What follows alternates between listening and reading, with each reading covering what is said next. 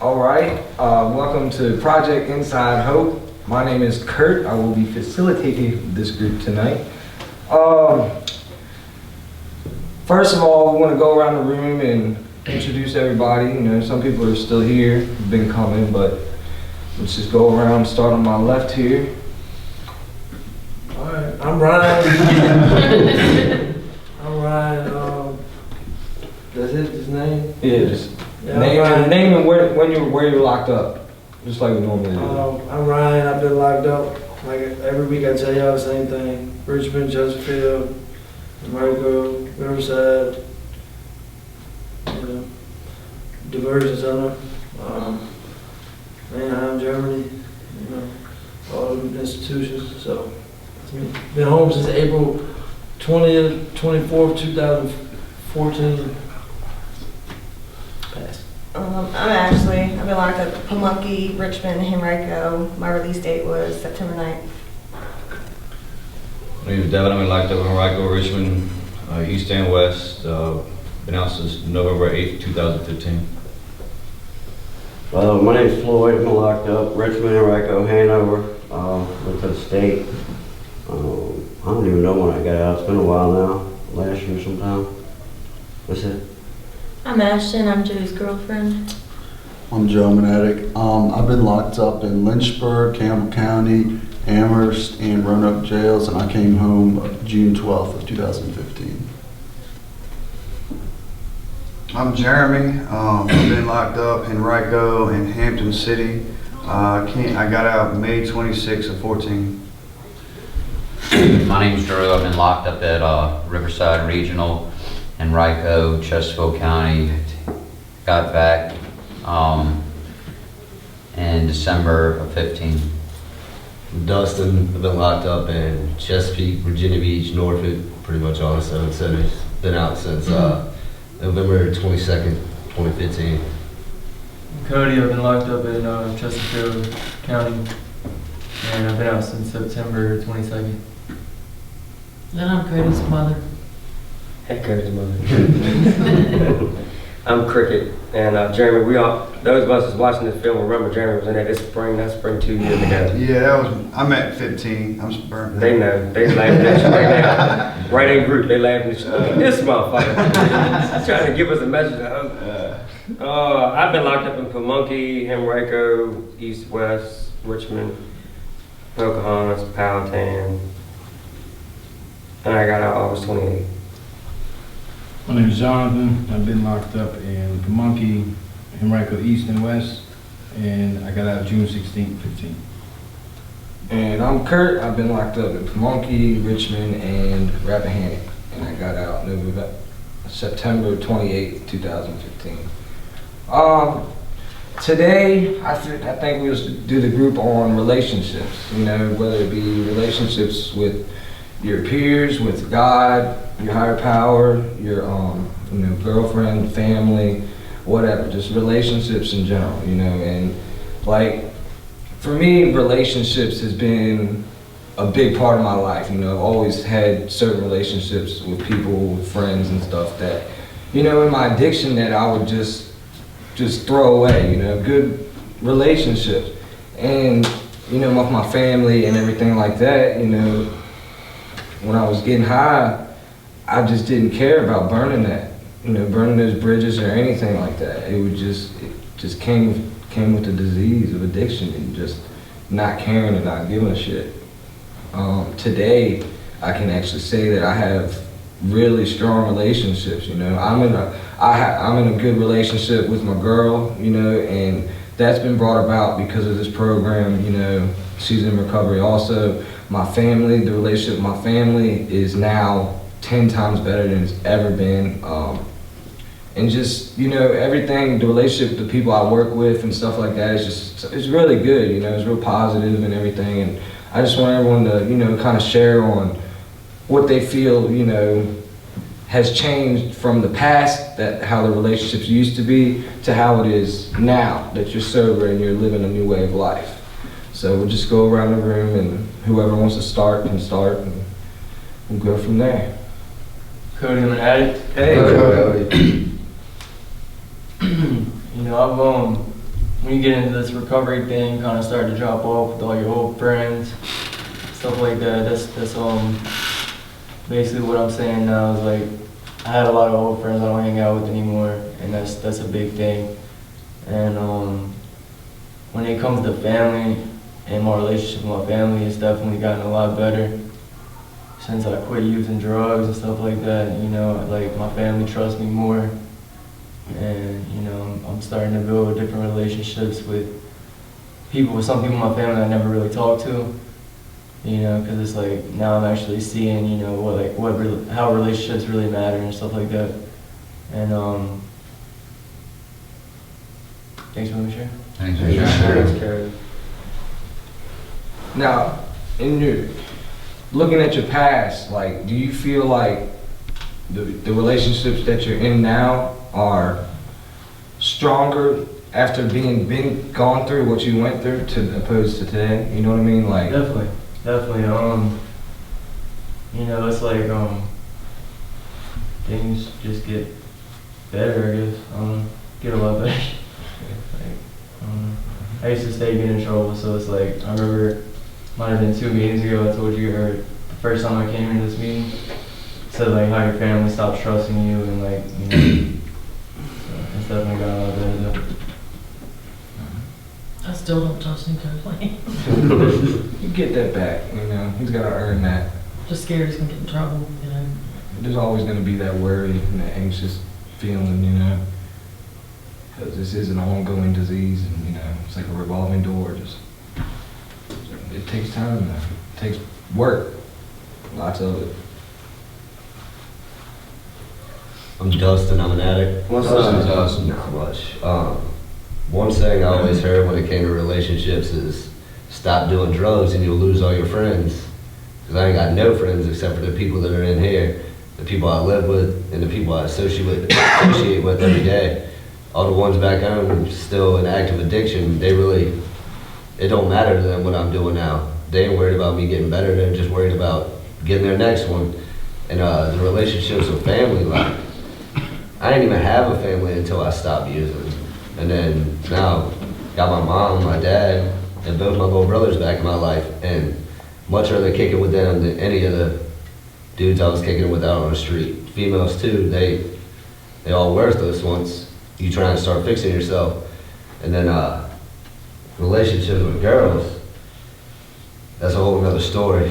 Trying to have a relationship in jail, that shit don't work. It don't work. Because you locked up in there, you gotta worry about yourself. Can't be worried about nobody else. Because you don't know what she's doing. She coming up, putting money on your books. But how you know that she ain't getting that money from another dude? That's the way that I look at it. And I can never trust her like that. Got to the point where I was just like, don't even talk to me, don't come up. Like, I don't even want to see you. Like, I sure shit don't want to see you through glass. What's the point of that? Like, and I just ended it. And once I ended it, that's when I finally realized that she wanted the right one, it wasn't the right time, and I wanted the right state of mind. But now, it's like, talking to girls is, I don't know, it's crazy. I be stuttering, don't know what the hell to say. Because I ain't high anymore, I ain't drunk, I just ain't fucked up. And I got so accustomed to just being high all the time. This stuff would just go in my brain and come out my mouth. Nowadays, they're like, hi, my name's so-and-so. I'm like, yeah, I'm retarded, and just walk away. But when it comes down to relationships in jail, locked up anywhere, it ain't gonna work. And if it does work, you're like 1 out of a million. But I don't know, things do get better. Just remember that. That's all I got. Thanks for sharing. I think it's safe to say that anybody who's in recovery knows the fact that if you're in a relationship already, you know, that's all cool and fine and dandy, you know. But if you're not in one, when you start in recovery, it's best to stay out of one until, because I mean, for real, you can't love anybody else until you can fully love yourself. You know what I mean? And it's at that point, you know, when I was locked up, I had a girlfriend, she left me, and I did the 2.5-year bid, and, you know, I pretty much let go of everything and was like, all right, well, let me work on myself now, you know? And once I finally decided to do that and I could finally accept who I was as a person again, you know, just things just started falling back into place, you know. You can build stronger relationships and stuff. And I mean, I ain't knocking the jail relationship. I met my girl in jail.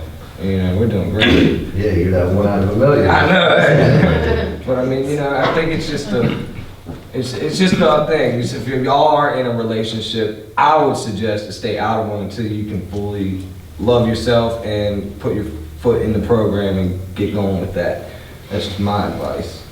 And can I tell you what, can I add to that? Yeah. I tell you what, that's real sound advice too, but don't get it twisted.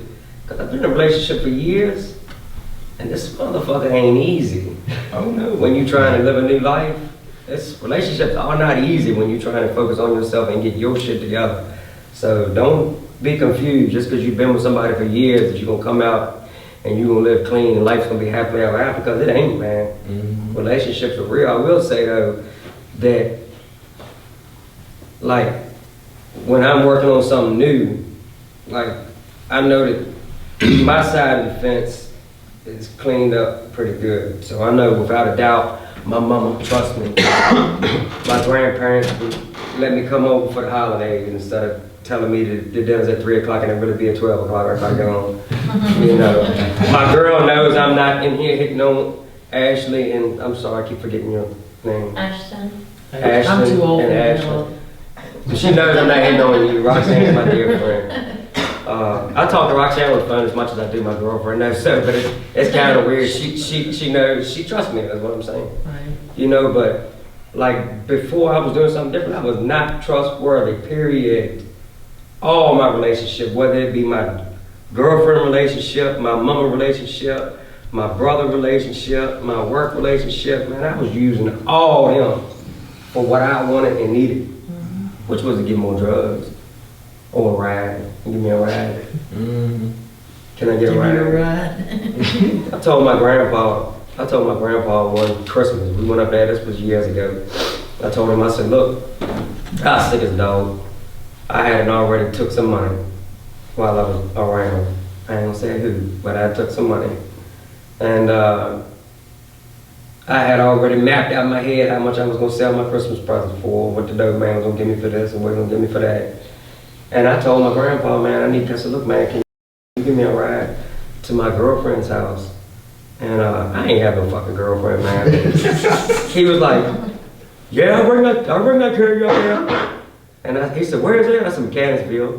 Which it won't even Mechanicsville, it was fucking Highland Park. But, you know, I figured if I took him down Mechanicsville Turnpike and just came up the back way, he wouldn't know no difference. Shit, he had me paid, man. But my point is this, man, that was what my relationships consisted of back then.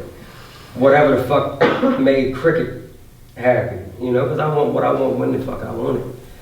So, but like now, it is not like that. And any of y'all that like know me and watch me live now, I am totally not selfish at all, man. I like give. You know, it's good to get every once in a fucking while, don't get me wrong.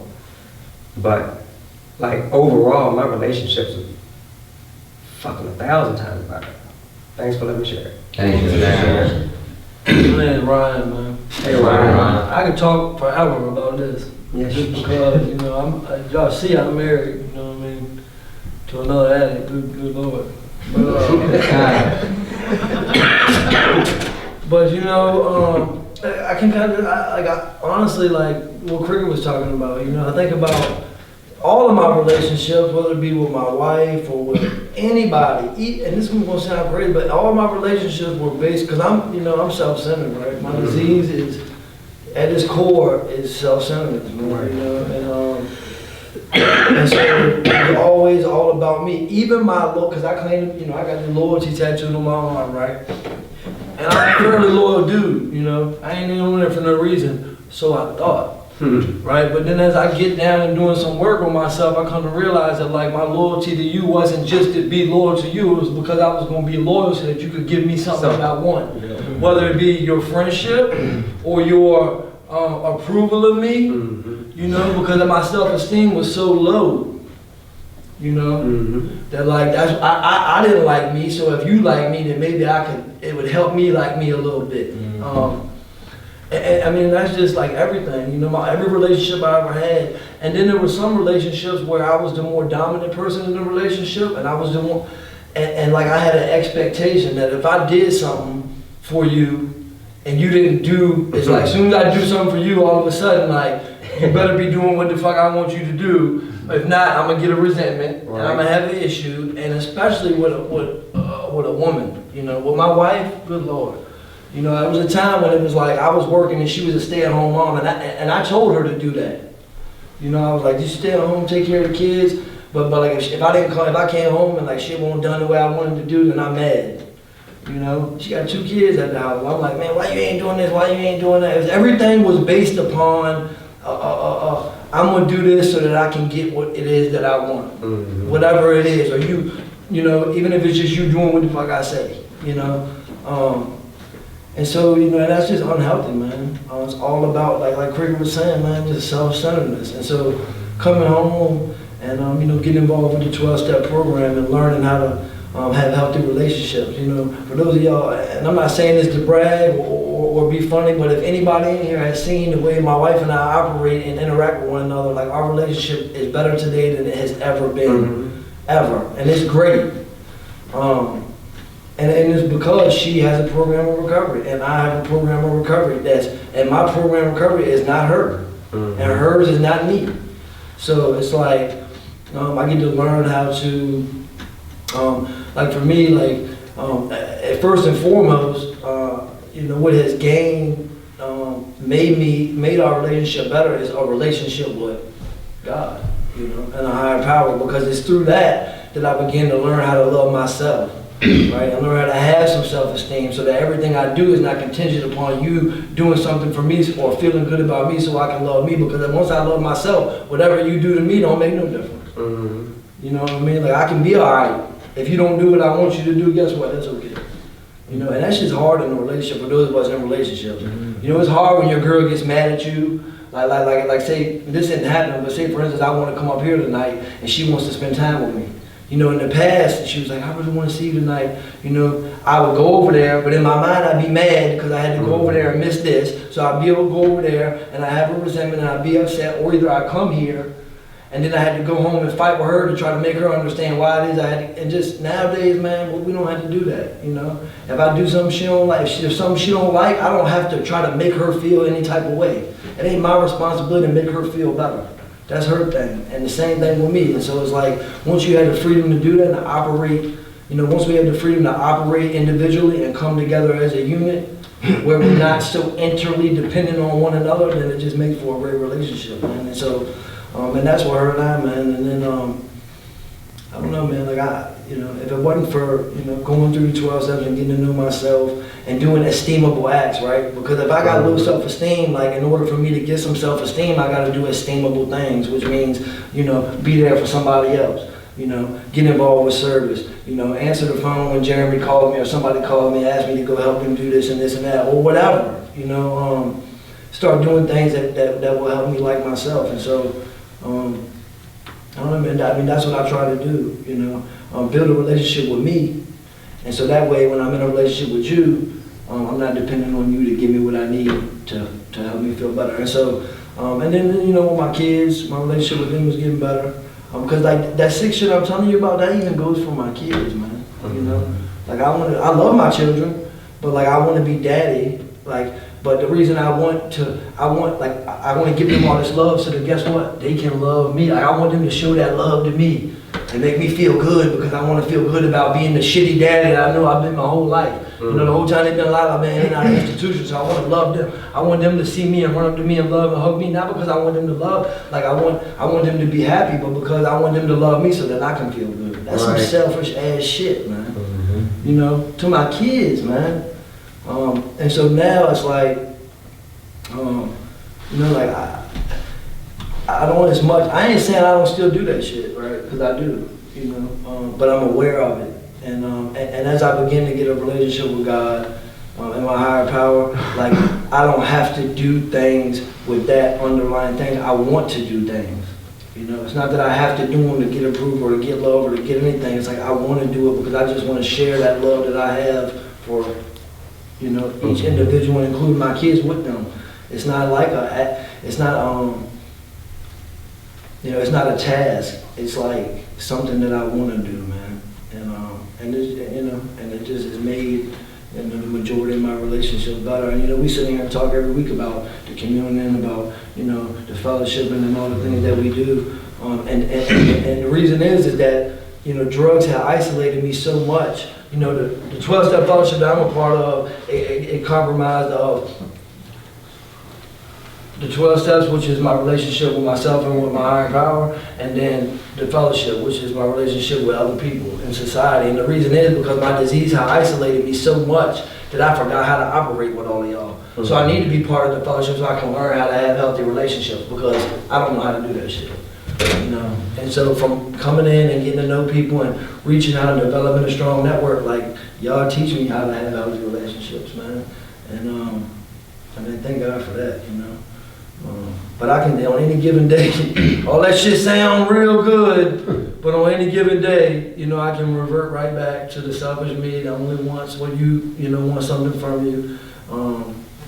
And to be quite honest with you, like 10 times out of 10 that I'm having a relationship with a relationship issue with my wife, with my friends, or with somebody else, is based upon that exact thing.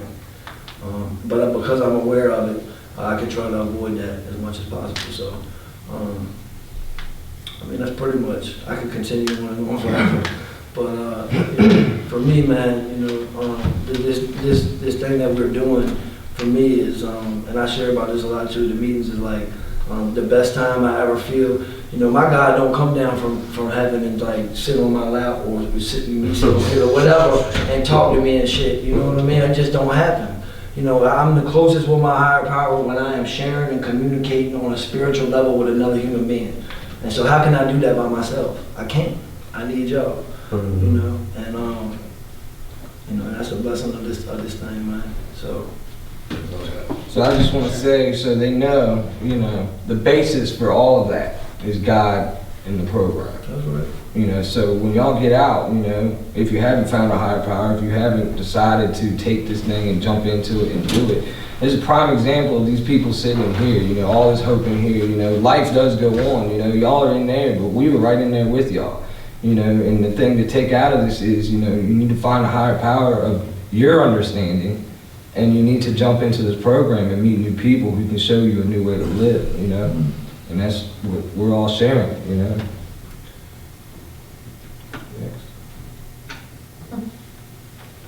I'm Drew, I'm an addict. Hey, Drew.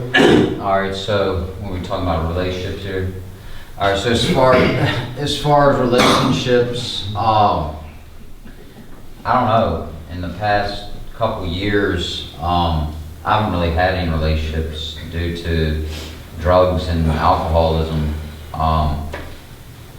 Those were my relationships, because what they took place of the job, the girlfriend, the family, my mother, my friends.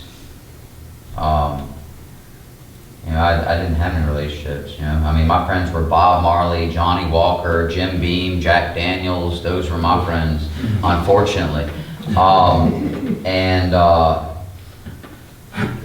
It's just not good. And I just got in real deep depression and, just in and out of jail, and just a vicious cycle. I'm a little nervous because I'm coming up on my 90 days here soon, and it's the red tag. And the last time I got involved with a girl, and I was 88 days clean, and I was 2 days away from picking up the red tag. And I got involved with this girl, and she started doing some drugs. So I don't know, I guess between her and me, she was just like, oh, you can just do one. And obviously, I can't. I knew I couldn't, but it just caught up in the moment, and I was vulnerable. So I ended up literally pissing that sober time away, and I was so pissed because I was 88 days clean. That was good, for somebody who's excessively using drugs and alcohol on a daily basis without a care in the world. And so I don't know.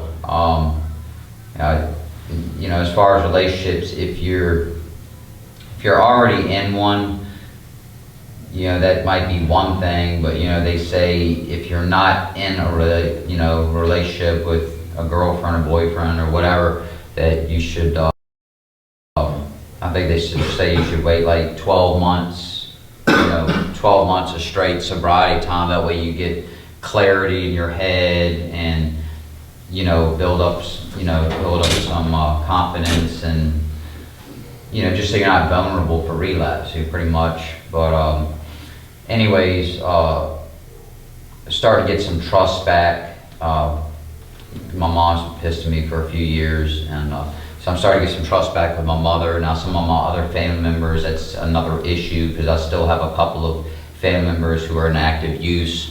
So they're mad at me from some stuff from the past, but then again, on the other side of the coin, it's like now I'm sober and I'm doing what's right and stuff. But like they still have this negativity towards me, and I'm eventually going to make those amends. But then again, it's like if they're going to continue to use, I can't be around it. I feel like I can't be around them, so I don't know how that's going to work out. I guess that's going to be between me and my higher power and them. But definitely being sober gives you the upper hand to where, when they say that it does get better, it does get better. Even if it only gets a little bit better one day at a time, it does get better, just because past several weeks, I felt better about myself. I ran into people that I haven't seen in some years, and they're like, oh, you're looking better. I guess they could just tell, just from my persona, that since I'm sober, I just give off more of a positive vibe instead of being pessimistic all the time. But it does get better, and it sounds so cliche, but it is true. One day at a time, even if it's only 1 hour at a time, but it does get better. So just for me to stay in the moment, that's how I can keep getting till tomorrow, and with that, I'll pass.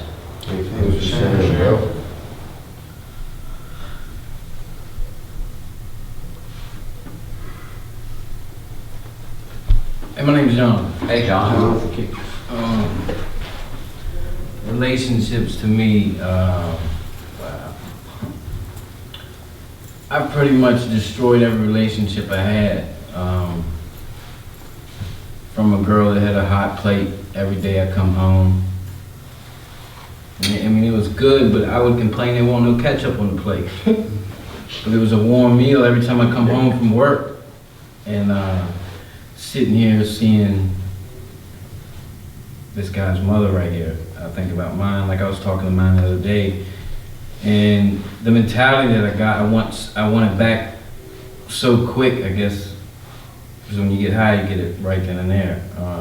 And I was talking to my mom the other night. She told me to shut the hell up. She was like, listen, I see you're doing good right now, but trust is gained in teaspoons and it's lost in buckets. So, come on, John. Wow. Share that shit.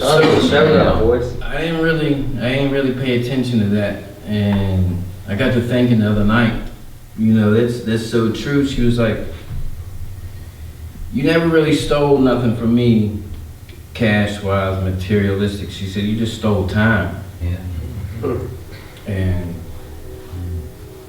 it's crazy because, I'm sitting here thinking, I fed my kids, this and that. That's shit you're supposed to do. You can't sit here and brag about that shit you're supposed to do. And it made me realize how backwards I had it. Like I said, I would go around, kids are fed, blah, blah, blah, they're happy. And the whole time, I'm snatching time from them. I just come home doing 2 years, so that's 2 years I lost, not counting the 5 or 6 that I was ripping and running before. And I got out, so the first thing I did, I wanted to see my kids, and I got 3 baby mothers, which is ridiculous. But 3 kids, I got a 16-year-old, 7-year-old, and a 3-year-old. So of course I want to get out and start right back, hey, you know, let me see the kids, let me see the kids. And I got so mad at the second one because she was like, nah, you gotta be clean for 3 years before you see your daughter. And I'm like, what? 3 years? Yeah, but I've been gone, ripping and running for the past 5. I may have been there, but I may have been there physically, but mentally, no, I wasn't there. So this, being in this program, the more and more I deny it, the more and more it smacks me in the face. It's reality, and that's where I'm at. Thanks for sharing. But see, I just want to say that, you know, now that you're taking the steps to try and see your daughter again and your kids again, you know, things may not be going the way you want them to, but are you backing off like you used to do, or are you know, just keep trucking? You know what I mean? Yeah. I mean, for me, you know, I feel like this program gives us the courage to be able to face things like that. You know, life will hit you in the face hard, you know, and it hurts, you know, and it's nothing you have to use over, you know. Today you can live a new way of life. Today you can, you know, you can fight through these feelings. You know, you can talk to someone that's been, sure, there's plenty of people in the program going through the same thing that you are. You can call up right now and they give you some advice on it, you know, and that's the community piece of it, you know. Someone's always been there. That's why we work together and we create these networks, you know, because it definitely helps, you know. Sometimes we gotta just get out of ourselves and ask for help. You know what I mean? Mm-hmm.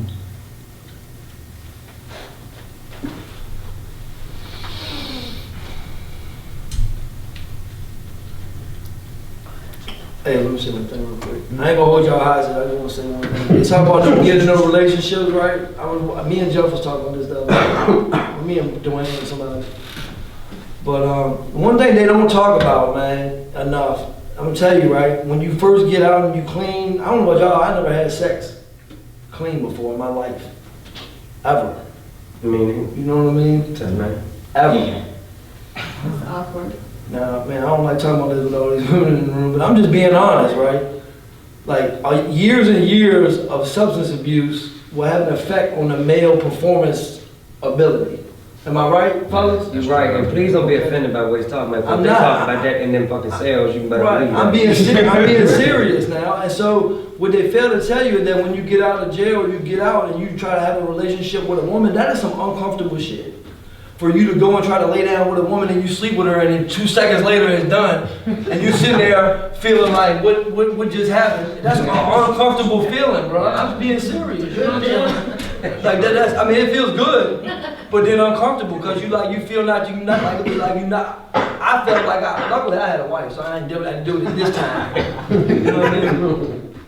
But there's times when I did have to deal with it, man. And I'm just saying, like the reason they say one of the reasons they say don't get in relationships is because there's a lot of feelings that get involved with relationships and things that is so deep and so multifaceted that early on in recovery, I don't have the tools to handle stuff like that. Mm-hmm. You know, truth be told, when me and my wife first got together, we was both fresh and clean, and we got together, and that shit caused me to get high. Mm-hmm.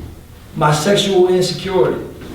You know, caused me to be so uncomfortable that I wanted to go drink or do something so that in that situation I didn't have to feel uncomfortable anymore. Mm-hmm. You know, so beware. Mm-hmm. That's all I want to say. Real shit, y'all been real up in there tonight, man. I'm just being honest. That's some good. That's true. Program.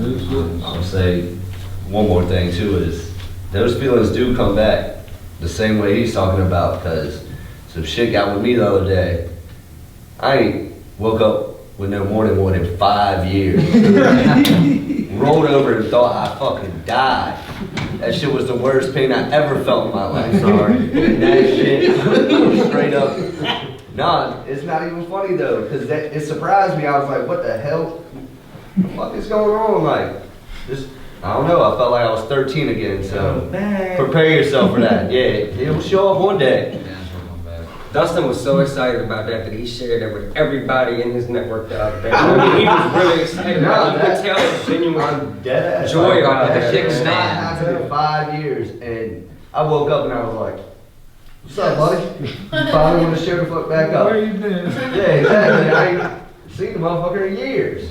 And he was just like, hello, good morning. You know what's crazy about these meetings? I'm noticing everybody's having feelings. I mean, it's like some people hadn't had feelings in so long. Oh, You know? Blocked them out. That's a fact. Blocked them out. And they start to come back. Then we You gotta deal with them. ain't So got no pull-out game. Was it Ron always said, the bad thing is to get your feelings back. Right. Apologize for my low awareness. Jeremy, you feeling anything today? I feel good, man. I do. I feel good. I guess we're talking about relationships, huh? I remember in active addiction, like all my relationships consisted of was like, how can I benefit or how can I profit from that person? Like, I was just so self-centered and self-absorbed. It's crazy, man. And like, I value relationships nowadays. I remember, like, I was thinking about this the other day, like, how piece of shit I was. Like, I didn't know it at the time, but now I can sit back and think, like I value, like, the relationships of, like, drug dealers and other dope fiends, like, more than my family and my son and shit, you know? Like, I was like, damn, man, but, like, since I got clean, I'm working a program and shit, man, like I do value, like, relationships today. I have good, healthy, and caring relationships, like I genuinely care about people now, man, and, like I don't only care about people if they pertain to me, you know, like I care about people I don't even know, or like I help random people, or people I don't even know that, you know, that regardless if I can benefit off them or not. Now sometimes my motives are fucked up a little bit, like I ain't perfect, man, I still like to, you know, but I'm a much better person today than I was a year ago or a year and a half ago. You know, like I'm enjoying life. I start school this week. I'm pretty excited about that. Like I'm getting my life back, man. And I'm happy about that. I'll pass it back. That's cool. Thanks for sharing that. Anybody else want to share? Hey, I'm Ashley. Hey, So, well, since I've been out, like the hardest relationship that I've been trying to work on is with my kids. Like I was told the day before Christmas that my 14-year-old didn't want to see me for Christmas, you know, because I hurt him so bad, you know, because I dragged the fuck out of my kids, you know, when I was in the streets. But instead of using, you know, I called a couple people, and then I got a call on Christmas Day from my 14-year-old. He actually wanted to talk to me, so I don't know if it was like my baby daddy, like, you know, him being mad at me, you know, trying to use my kids against me or what. But, you know, they called me on Christmas, wish me a Merry Christmas, you know, and then on Saturday he called me and wanted me to go shopping with him, so I went and did that. But it's been really hard with him, you know, because he's 14, he's at that awkward boy stage too, so, and I know I hurt him, you know, a lot. It's just hard. I'm trying to accept, you know, the stuff that I did to them, and I allowed a man, you know, to take me from my kids, you know, so I'm still working on it, baby steps. Thanks for letting me share. Thanks for sharing.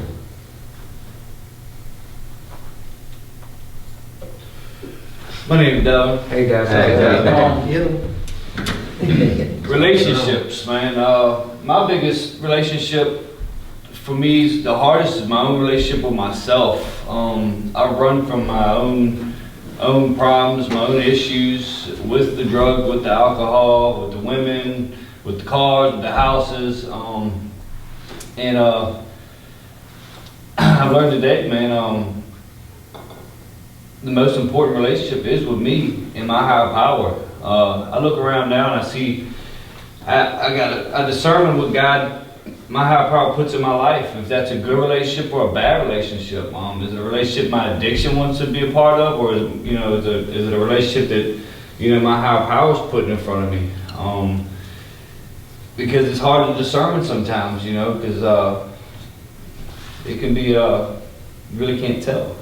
You know, you don't know if the relationship with that person is good for you or not. So it's something I'm real cautious with.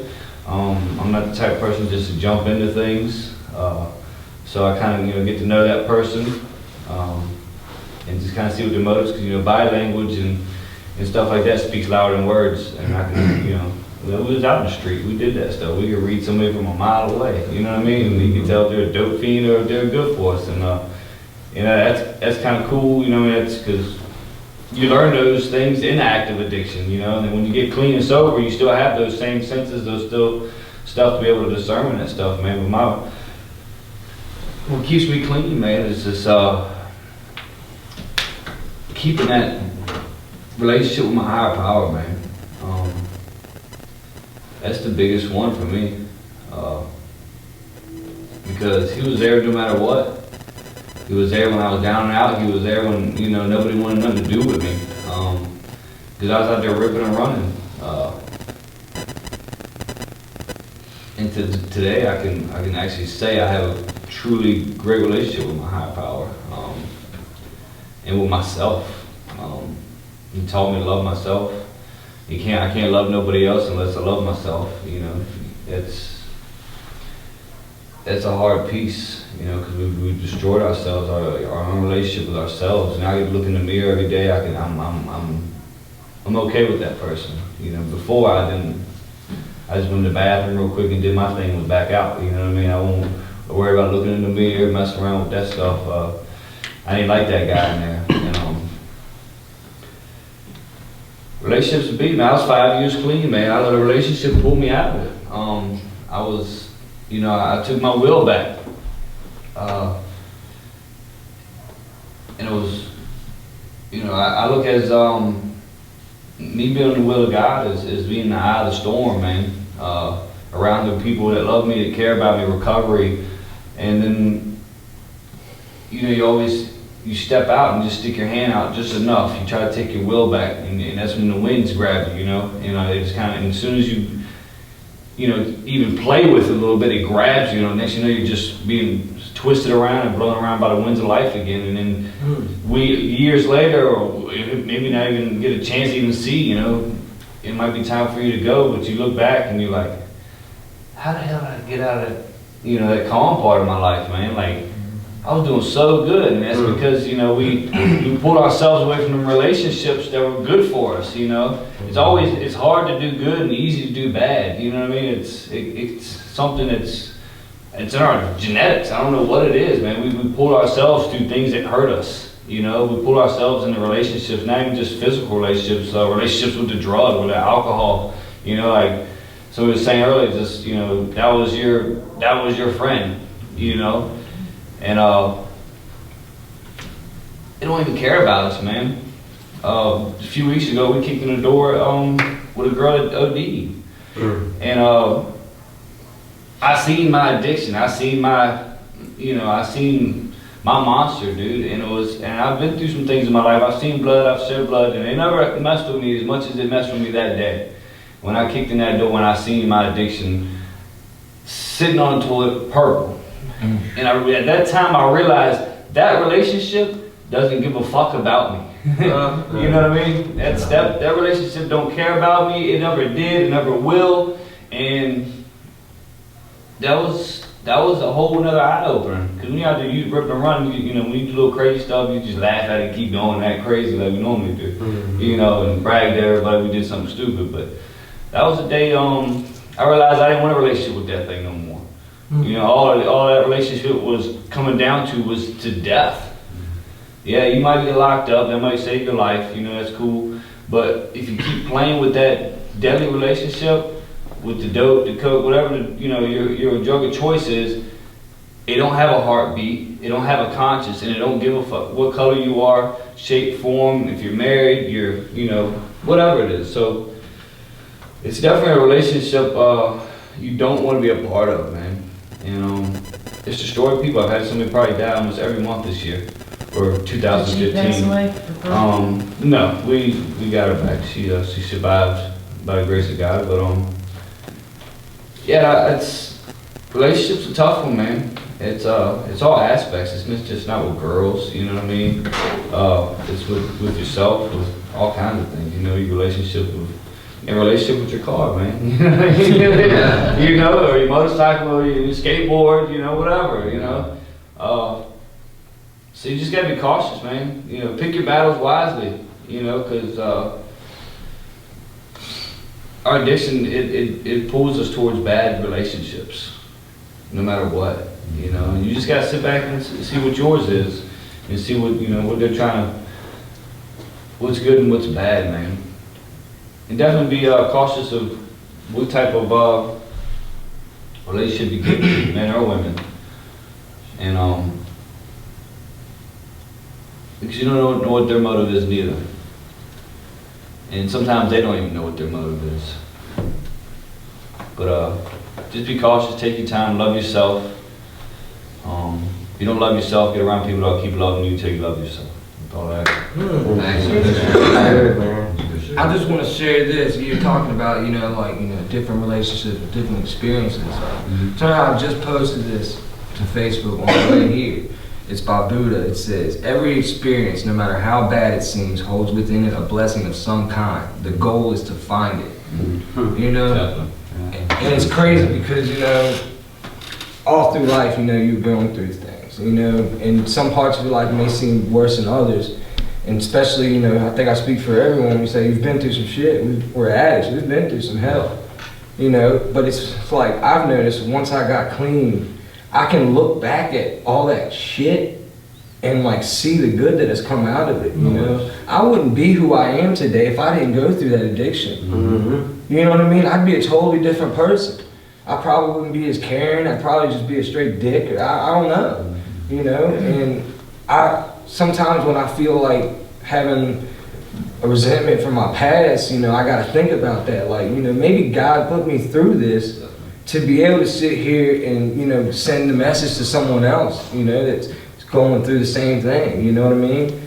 And I think that's the whole thing that this whole program is. It's just us sharing our experiences to be able to help somebody, you know? You know, I'm not as spiritual as I should be, but I'm spiritual, you know. I believe in God. God is my higher power. And, you know, he's done things that I question, but I mean, I'm human. You know what I mean? Don't ever think that you're sinning because you're questioning God. I think, you know, I mean, that's just how, we're not perfect, you know what I mean?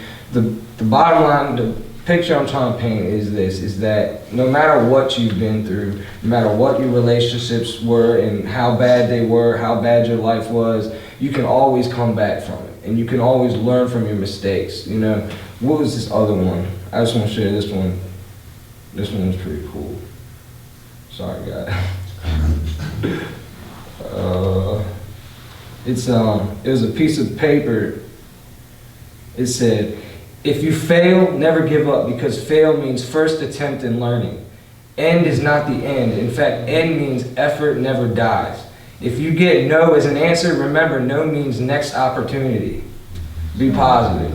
That's good. That's all I got to say. You put it on there? Yeah. Yeah, that's all I got to say. So it's like, you know, just don't give up, man. For those of you in here, in there right now, you know, where we at, 2300? We're at 2300. We're at 2300 Dumbarton Road at a McShin program at Hatcher Memorial Church. If you're getting out soon, we would love to see you. You got plenty of people in here that are willing to help you. You know, you gotta come take that first step. You gotta reach out and you gotta ask for help. You gotta practice some humility and you gotta let it go. Give it all to God, you know, give it all to whatever. Something other than yourself, because yourself can't do it. Yourself's what got you in there. So, with that, we got a good way to close it, guys.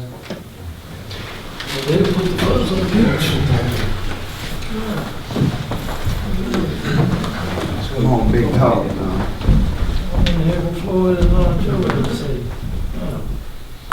Cricket, man, you know Let me take us out. Who brought us here? God grant us serenity to accept the things we cannot change, courage to change the things we can, and wisdom to know the difference. Just for the day, keep coming back. It works if you work, if you die, if you don't, so work and live.